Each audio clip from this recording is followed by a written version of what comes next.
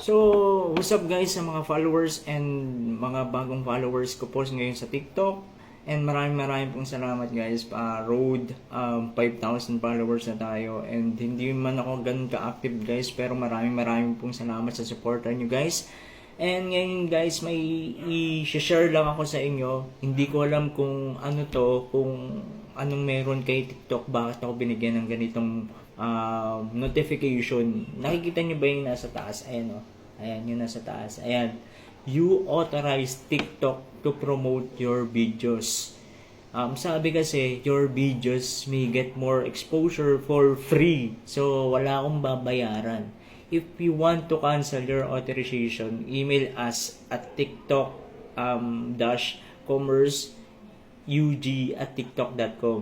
So ako, iniisip ko kung ika-cancel ko ba yan talaga or hindi. Kasi kung ika-cancel ko, sayang naman yung opportunity na po-promote tayo ni TikTok ng free.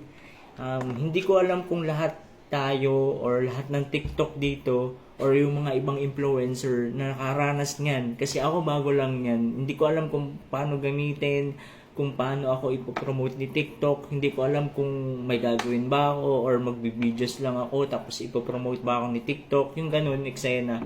Comment down below guys kung ano yung dapat kong gawin para yung notification na ganyan sa akin ni TikTok is matutuwa ba ako or pababayaan ko na lang ba yan or ipapagsawalang bahala ko na lang yung promotion na free exposure sa mga TikTok ko para para makilala, makita sa mga FYP nyo. Hindi ko alam kung anong ibig sabihin yan, pero comment down below guys sa mga nakaranas niyan guys. And kung magandang opportunity to sa akin para makita ni TikTok yung mga videos na ginagawa ko, maraming salamat sa iyo TikTok dahil na ako yung napili mo para ma-authorize ng free yung mga videos ko para ma-promote sa mga katulad ko na nagtatry dito sa TikTok para sa mga, kunyari sa TikTok shop ko, yan, mga ganyan. And syempre, para hindi na rin ako mahirapan mag-promote, yan, ino-authorize ako ni TikTok ng free. So maraming salamat sa TikTok and sa mga nagmamay-ari nitong TikTok apps. Maraming pong salamat.